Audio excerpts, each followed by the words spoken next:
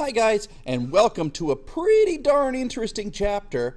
In case you were wondering, it's raining outside, and I just got really wet. But I'm still here to bring you the story of chapters 24 and 25 in the new AP book by McKay, by John P. McKay, and others. Let's start by talking about imperialism. Well, first I had some... I first wanted to kind of give you a scale. Africa is really big. I always have students who say to me like, Mr. Oliver, is Africa a country? No, it is not a country. Look at how big this bad boy is right here. You got, what if we put China in Africa? How big would that be? Oh, there'd be plenty of room for the United States, France, Germany, Spain, Eastern Europe, Italy. What about India? Oh, also, what about the United Kingdom? Boom. What about the Netherlands and Belgium? Yep. Switzerland? Yep. What about... I can't actually read what that is, but it's also India is part 2. I guess they broke off part of India and we're like, well, look, we can make it fit. So yeah, all right, and Eastern Europe. I don't know if I said that. So basically, Africa is extremely large, and I just wanted to give you like scale because I think a lot of Americans, myself included, back when I was in high school, are surprised at how large Africa is, and they think of it as being like, oh, it's just like Europe. But it's much bigger, and there's a big old, in the middle, you got this big old desert, and it separates the north, where you got the places that they refer to as the Middle East, here in the, you got Egypt, and then over here is the rest of the Middle East, and then you got the Sahara here, and then you got sub-Saharan Africa, and it was very difficult for messages, technology, trade, to get past the Sahara. That really put the importance on sailing. But again, most of the time you're sailing, you're probably not going to get inward too far due to like jungle and stuff. So a lot of sub-Saharan Africa had not really been explored too much until the later 19th century. So something to think about. Food for thought. Europe is going to target Africa and Asia, and this is called the new imperialism. Why the new imperialism? Because we've had old imperialism. We've had imperialism over in the Americas, North and South America, and also Central. And that was quite a bit of imperialism. So we need reasons for this. Reason 1. Okay, they're all G's. It's like rated G for, yeah. Reason 1, gold. Economic reasons. Just like the old imperialism, where a lot of the motivation was going over and getting that money. Same thing. But they're not going to use slaves. This is an important thing. You still have a lot of exploitation, taking advantage of people, but you don't have slavery. So instead what they'll do is they'll be like, okay, yeah, we're going to go over there and we're going to pay the people not very much. And when we do this, we're going to be all like, oh, hey, we're not paying you very much. And also you got to pay taxes on your property that used to be yours, but now it's ours because we took it over. And also you got to buy Western clothes. Oh, and before I forget, you also need to pay taxes on your home, which you already had built, but it's on our land. So land tax and a home tax. Oh, what's that? You don't have that much money? We'll loan you money. Oh, what now? Very, very bad stuff.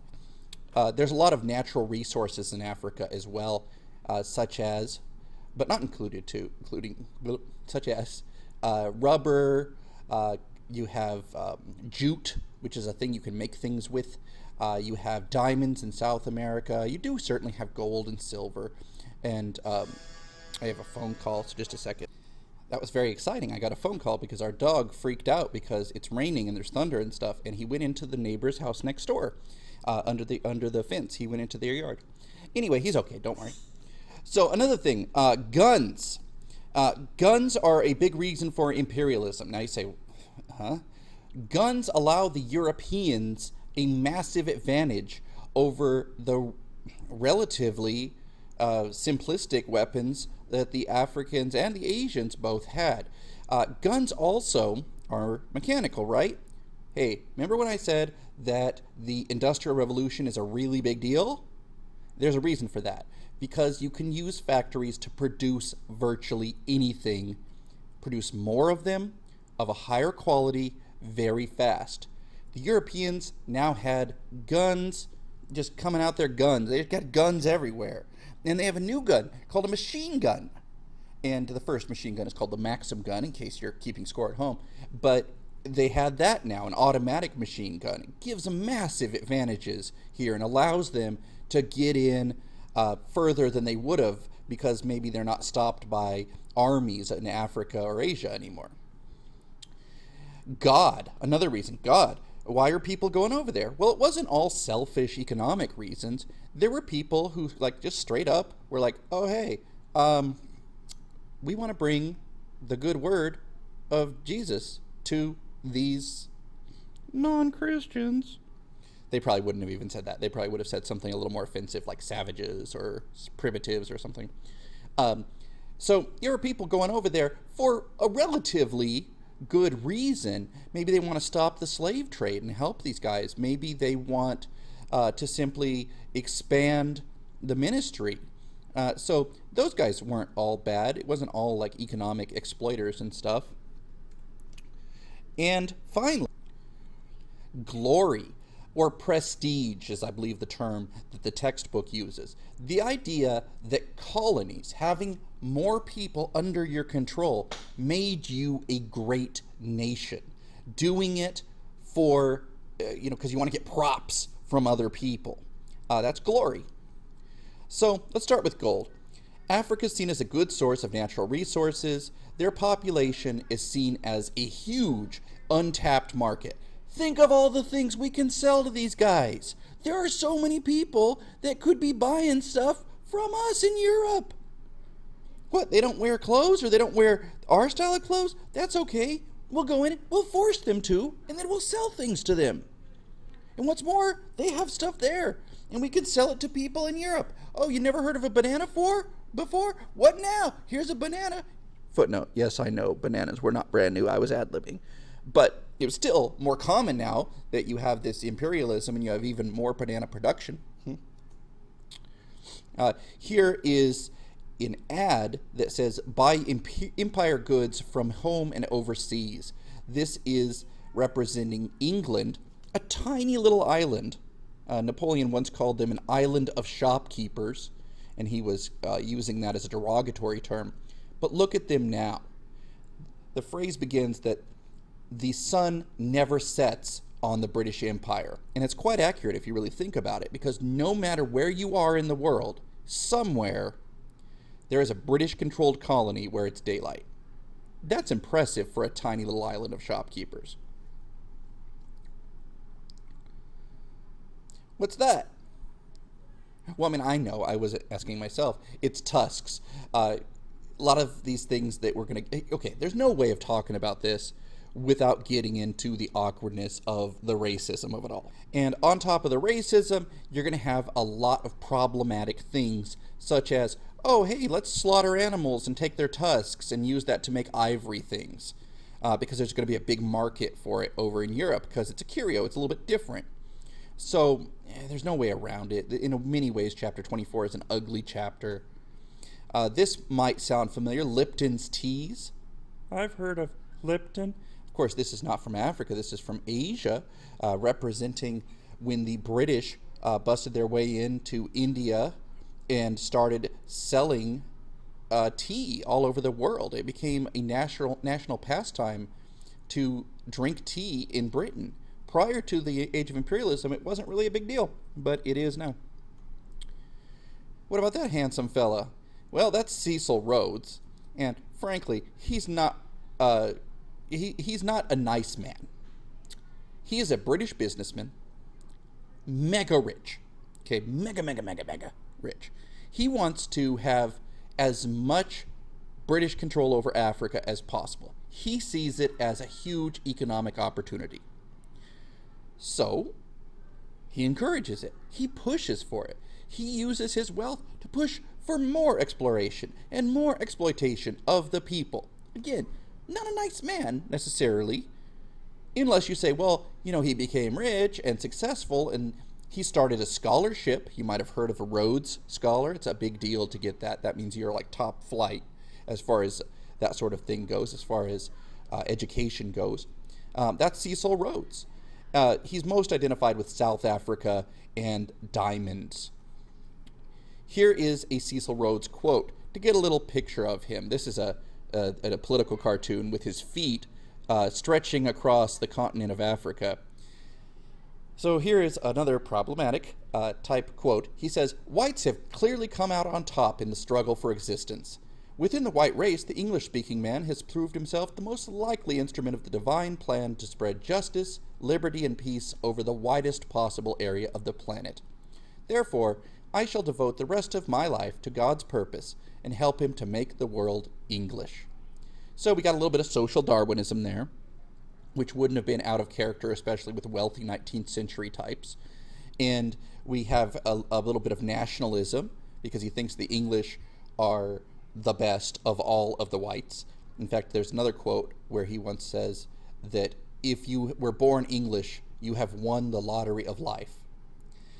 I mean, again, he's a big deal, but you gotta know, like, okay, did a lot of bad.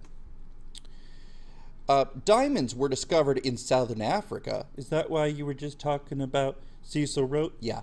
And because of that, it creates a conflict. Because back in the earlier 19th century, some of the Dutch had left the Netherlands and settled in southern Africa with the intent of becoming farmers and starting off as, white Africans. They were still racist, mind you. But they just were like, hey, we're going to colonize this place. It's going to be ours. They're doing it more with less economic type bent and more of a, hey, we're starting our own life here. We're doing our own thing. Well, when the British come in, the British are all like, yeah, we're going to need that because diamonds and whatnot, and we want it. And these Dutch farmers are like, no, it's ours. Like, it's totes ours. We took it. So the British go to war with them. And these Dutch farmers, also known as Boers, although they call that means farmer, although they called themselves Afrikaners, they get into it hardcore with the British and end up losing. But this is a terrible public relation type event for the British, because people start thinking of them as being like, wow, here's big British here picking on these little Dutch farmers. What jerks. Because people, real talk, they're jealous. They're jealous of Britain. They're jealous that this little tiny island has taken over everything. And, of course, it's wrong to be attacking and killing these Dutch farmers, but you don't see these people expressing the same kind of outrage when the victims of the British imperialism are black. It's because they're British people fighting other whites, other Europeans, and it's like, oh my God, I can't believe that those terrible British would do that. But where's the indignation when it comes to the Africans themselves? Not cool, 19th century. The British also assist the Egyptians in building the Suez Canal. Now, the Suez Canal was supposed to be a nationalist project by this very forward-thinking leader in Egypt called Ismaili. And he starts building the Suez Canal, and it's going to allow access from Europe over to India by going through the Sinai Peninsula. Well, problem. It's not enough money. So he takes foreign investors from Britain and France. Guess what happens when Egypt can't pay their bills? The British come in and go, oh, guess what? We're taking over, son. We are going to protect our economic interests by occupying Egypt. So it's technically still a free country, but the British let everybody know. It's like, yeah, we're secretly, not so secretly in charge here. We are making sure everything gets done our way because you defaulted on our payments, so it's ours now. This is another picture of the Suez Canal. Here's an overhead Google Mapsy type thing. And here is where it would take you. See, the old way would go well, they probably wouldn't do that. I messed up. They would probably actually go around the Cape of Good Hope and then over. Oh, here's India. Now you can just go. No, they probably wouldn't do that. Now we're in India. Easier to trade. Speeds up the travel. Boom. You see the importance of the Suez Canal, especially to a country that has a major interest in India, as the British do. Remember, they took it over in 1763, and they took it from the French, who had previously owned it. Remember, they won in the 7 Years' War, the British did. All right, let's talk about guns. No way to talk about guns without talking about just the straight-up ignoramusness of the Europeans. They hold a conference in 1885. Oh, sorry, 84 to 85. And essentially they say, look, we are going... Bismarck is the guy that runs this conference. And Bismarck says, look, guys, we don't want to have Europeans going to war with other Europeans. We don't want, for example, the British to go to war with the French over Africa, because that almost happened at a place called Fashoda, where the British ran into the French, because the British are kind of going north to south, whereas the French are going west to east.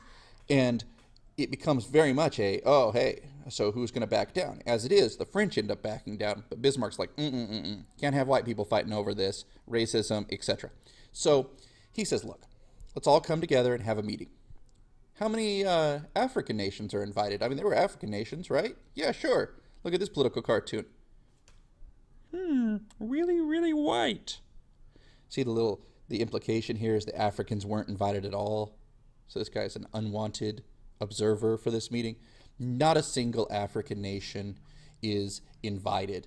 And what they say here at this meeting is, whoever can get there and hold it gets the land. Oh, okay. This creates what we call the scramble for Africa. And famously, the Belgian king, Leopold II, says, I must have a piece of that magnificent African cake, here shown in this political cartoon with Bismarck.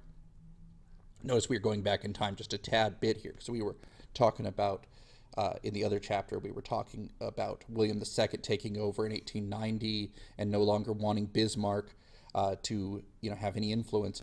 Well, this is back in 1884 and 5. So Bismarck's there, and here's these other Europeans are like, here's this African cake. I'm assuming this is a French political cartoon, because I think that's the spelling in France of Africa. So here's the ultimate result of this scramble for Africa. You have the British, and they're shown here in this red color, basically north to south. You have the French, shown here in this taupe color, I guess, which are kind of going west to east. And then you have a couple of randos here, like Belgian Congo. They get the middle of Africa, the heart of the Congo. And that's all them. You get the Portuguese here. You get the Germans, German East and Southwest Africa. You get the Spanish up here, Rio de Oro, and Spanish Morocco. Pretty much those are the big players. You'll notice that some have a lot more than others. Again, you have the British being the big power players and the French being the big power players. Germany did not get much. Bismarck was not interested in colonies. He thought they were a waste of time and money, but the Germans wanted them, so he acquiesced and gave in on a couple of situations. And here's Italy up here with Libya. I should note that Italy also, they took Eritrea and they tried to get Ethiopia, but they failed. It is the only instance of a European nation trying to invade a country and losing. Ethiopia was a Christian nation that was African, and it had been supplied with weapons by other nations in Europe. So when the Italians start knocking on the door, Ethiopia's not just hitting them with like spears and bows and stuff. Ethiopia's like, oh, what's that? We got things to say. Interestingly, the other free country in Africa is Liberia, which is a colony made up of free slaves from America. So people who escaped from America no longer wanted to be slaves, and they returned to Africa. So in case you were wondering what a Maxim gun looks like, they look like a lot of fun. Look how much fun that looks like. You got these big old wheels and this thing you can just lift up to roll it around, and then, oh, what's that? I gotta sit down. What? I'm sitting down. Oh, boom. Killing lots of people. And really, an automatic machine gun like that makes it so there's no way to fight against that. There's no reloading problems. You got another guy to reload, so it's pretty smooth. It's not like, bang, I'm reloading now. It's like nonstop. Famous quote: "Whatever happens, we have the Maxim gun, and they have not." He's probably referring to the Africans there. The invention of the steam engine helps quite a bit because you have the ability to use local help to help them build rails to get across, say, the desert or some lakes or whatever. And then you can bring in lots of stuff, people, supplies, whatever, using the steam engine. Also, I just made myself laugh when I looked at the little caption there. I added some fun pimp text, it is called, to make this a little more interesting for the people who get bored when I talk. The interior of Africa had a problem with malaria, which is a tropical disease spread by mosquitoes. And the people who live in these tropical regions have oftentimes developed sickle cell anemia, which basically makes it harder for malaria to take them and, kill them. But the Europeans did not have this adaptation, so the invention of quinine allows them to be able to penetrate further into Africa and really be able to, take the inside without having to worry about diseases. Really, this one says guns, but it really should be technology. But technology didn't fit my GGGG thing. It was just like, it would be GTGG, and I don't like that. It'd be like, got to go, guys. Oh, maybe that's what I should do. What about God?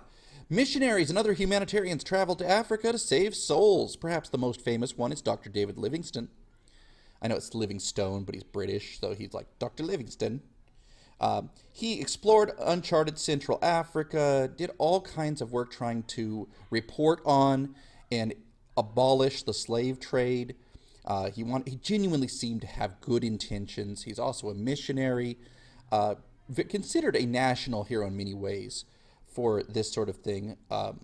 Still, by the time period, he would be considered probably a little less enlightened, but he did actually adopt an African boy as his own son. So I think we can definitely put Livingstone into the good guys.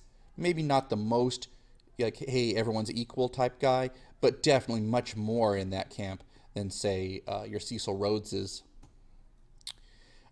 Famously, there was a search for Livingstone where Henry Stanley went looking for him. And there's a famous, like, Dr. Livingstone, I presume, and because he was living amongst the natives.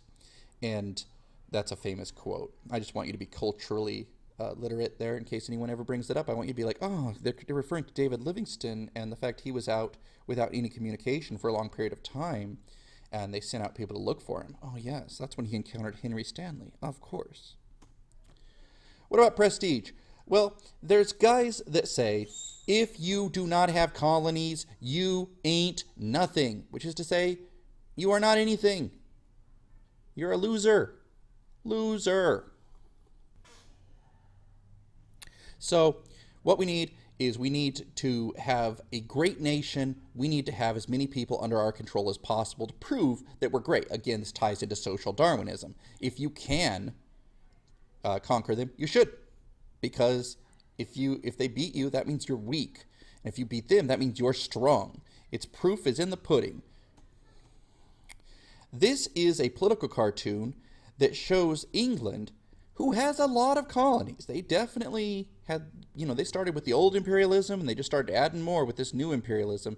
But this is not necessarily a charitable, like, nice way of looking at England. You've got John Bull here. And John Bull, a lot of Americans don't realize, is the British Uncle Sam. It's the representation, the anthropomorphization of England. It's a kind of a short, fat guy with a bowler hat, and sometimes he has a British bulldog.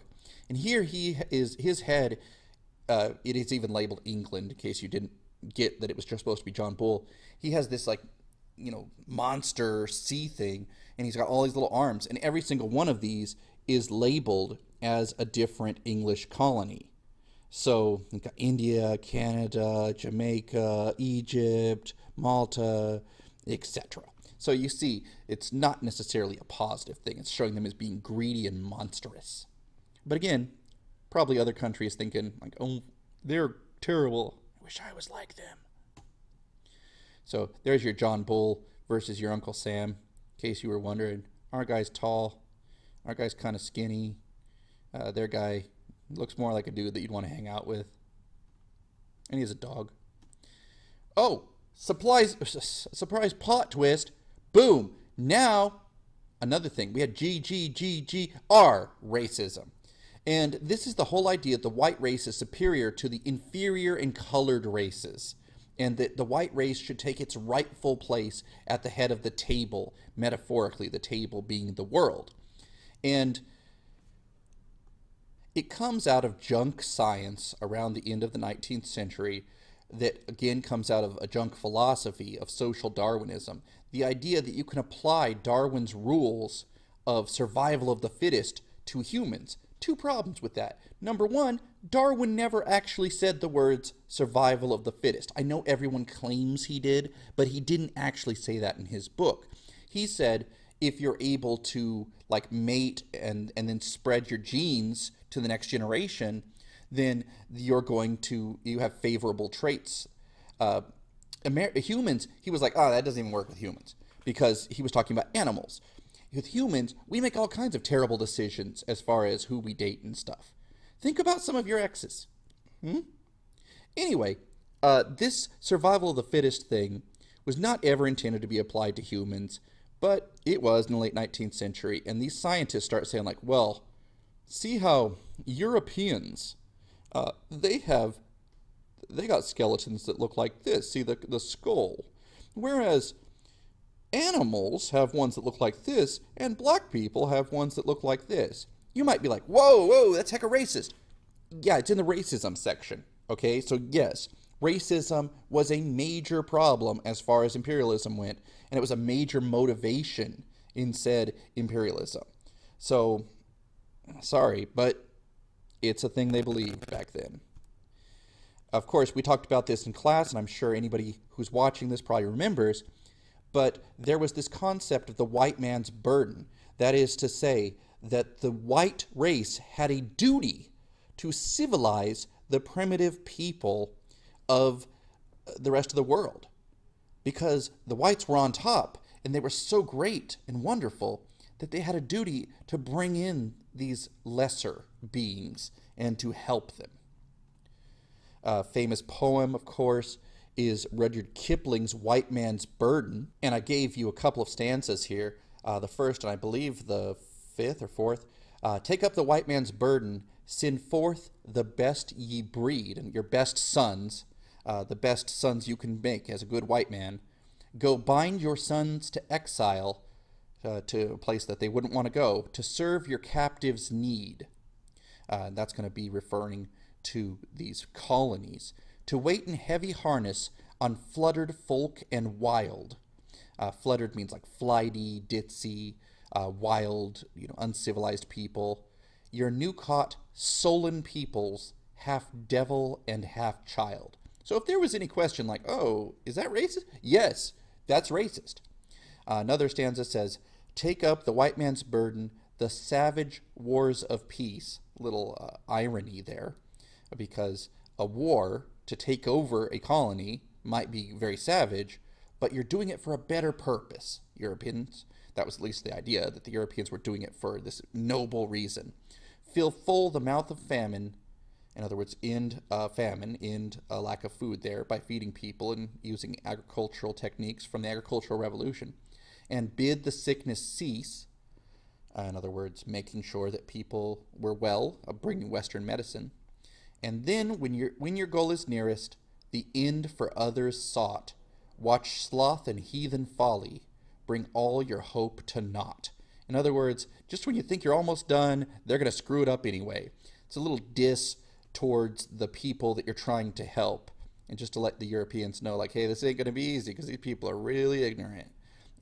You could see where the offensiveness comes in. Ads began to pick up on this white man's burden idea, including this Pear's soap ad, where you would wash away the white man's burden using their soap. It's like, hey, you might be going to all these dirty places that usually a good European wouldn't want to go. So you're going to need to lighten this burden using our soap. So I don't ever buy Paris soap. I've never actually seen it in America. I don't know if it's still around. Well, I wouldn't buy it. Okay, first thought when you see this one. Wow, that's really racist. Yup. This one is a gentleman dressed in a 19th century style explorer type outfit, and he is carrying a black fella, and this guy is as stereotypical as they can get. He's wearing a feathered skirt. He is carrying, he's got little bracelets on. He has exaggerated lips, wild eyes. His hair's standing up. He looks practically animalistic, and he's being carried uphill to a schoolhouse. And you might note, this is the U.S. here, United States of America, and that's an American flag. So, America. If you can see that there are some feet here, it's because they knew people were going to die. They knew this was a difficult thing, and they knew that these Africans were going to kill them. But basically, the idea was the white race had it so good, and we were so advanced that we had a job, no matter how many whites it took. Of course, in real life, a lot more Africans were killed than whites. So I think you might be exaggerating a tad bit there, racist drawing. Now let's go over to Asia, just so we don't think everything was happening in Africa. With Asia, we got to start in China. I don't know if you're like me, but when I read about stuff like this, it makes me angry. Like, I don't like all the racist stuff in history. I understand it's a part of history, and I think it's very important to still teach it.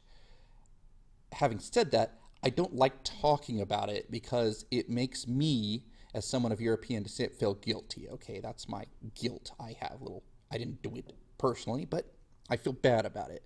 This is another one over in Asia, just so you know. Oh, it wasn't better there. The Chinese didn't want to trade with the Europeans. They thought, you know what, we got everything here. We don't need to trade with you barbarians. Well, the British come along and say, but we trade with everybody. That's our thing. And Chinese are like, yeah, we're good. So the British say, oh, you know what we can grow legally over in India is opium. Highly addictive drug. We'll smuggle it into China. We'll get people hooked on it. And then we'll force the Chinese to open up a trade with us because they'll want it. And sure enough, this is pretty successful. This little weird thing. The British create a demand for opium, start selling it, and the Chinese government is upset because it is ruining their culture because the number of addicts is getting to be too high. And the British are all like, yeah, we don't know anything about that. Hey, you want to start trading with us? Because I bet you want to. And here's an image from an opium den in China. It shows, it's what we would probably call now like a crack house or whatever. People who are just, opiated out of their minds and whatnot. The Chinese are like, okay, Britain, that's not cool. We're going to war with you.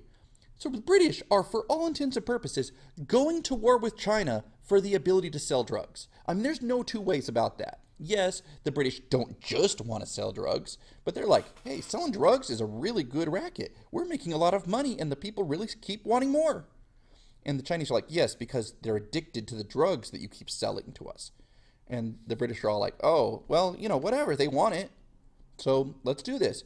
And they want to sell other stuff too. And the Chinese are like, fine, we're going to go to war. Well, the British are the British, and the British Navy is the most powerful navy on the planet. So they win. The Chinese are forced to open their trade doors, which are a metaphorical thing, but basically they have to open trade with the British and with other European countries. And this begins what the Chinese refer to as the century of humiliation. You wouldn't, you're too young, but you might have heard that there was a time in the early 90s later 90s, when China took control of Hong Kong. It mattered to me because I was really into like kung fu movies and action movies from Hong Kong. And a lot of those guys didn't want to stay under Chinese control because they were making big bucks under the capitalist British system, and they didn't want communist China to take over. Of course, back in the day, back in the late 19th century, Imperial China was run by a king, but later on, China becomes communist in the 1940s. And so a lot of immigrants came over, your Jackie Chans, your Sammo Hungs, your Jet Lis, and these guys start making stuff in America. And the reason they came over is because they didn't want to be under Chinese control, because control of Hong Kong reverted to the Chinese in the late 90s. Just a fun little story. Whoop.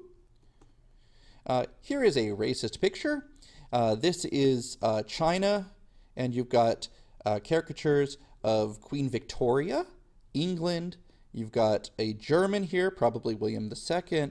You've got what appears to be an Italian and a Japanese dude over here. And Marianne, who is the Uncle Sam of France, only she is not an uncle and she is not a man. And the terrible Chinese caricature of the clawed, yellowish man that is from China looking all upset about it.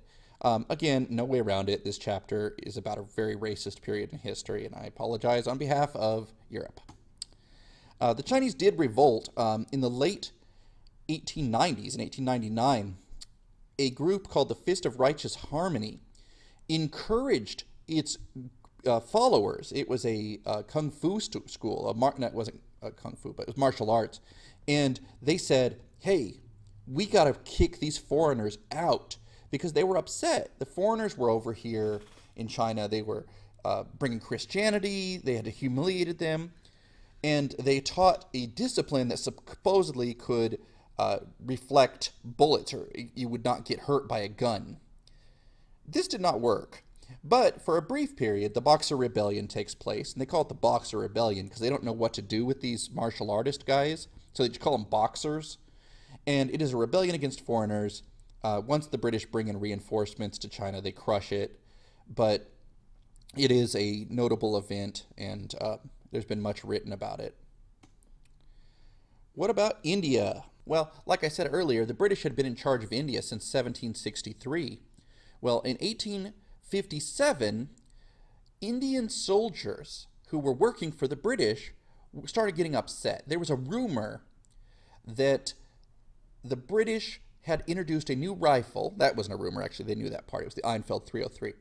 And you had to tear open this cartridge with your teeth and pour in the ammunition.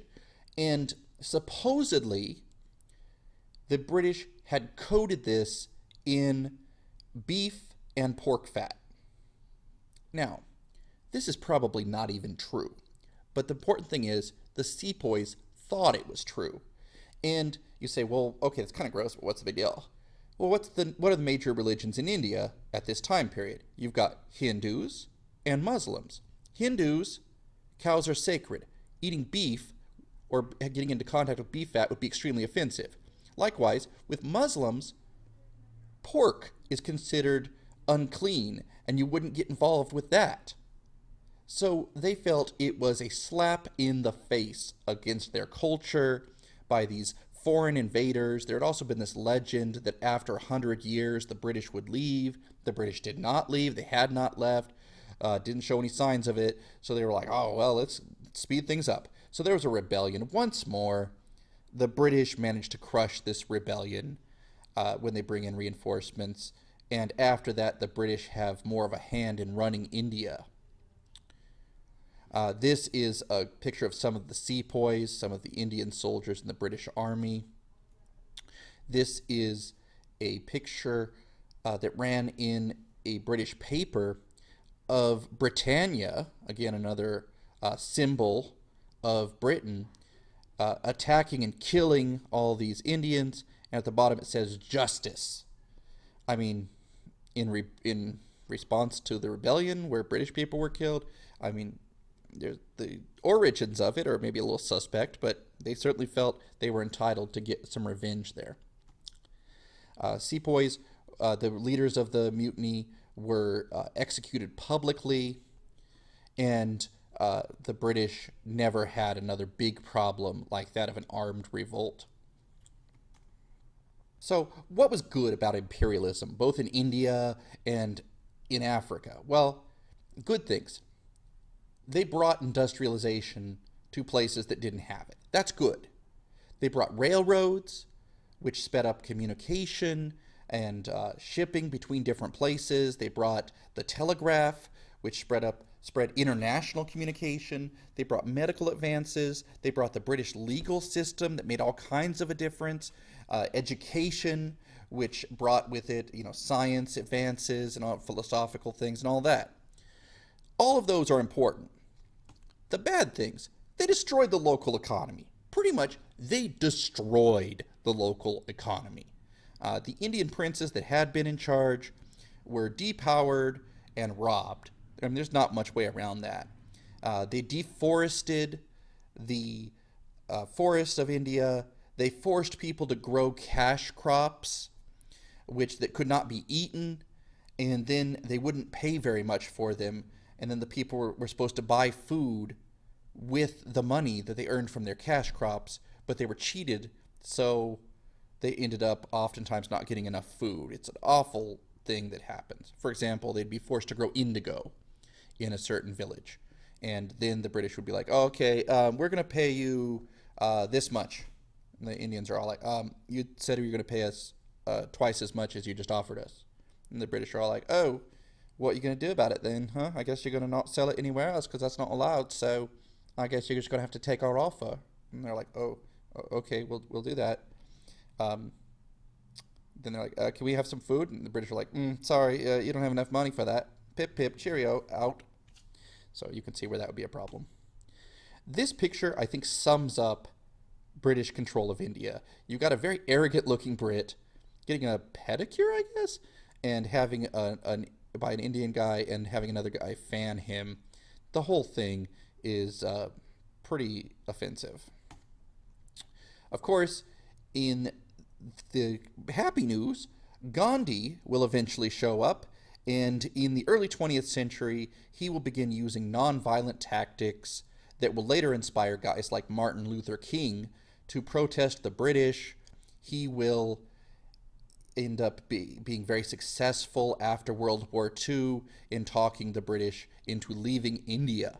Of course, Gandhi, because he is a pretty good guy, will end up being assassinated by one of his fellow Indians, in fact, one of the same religion, a fellow Hindu, because Gandhi was seen as being too charitable, too nice to the Muslims.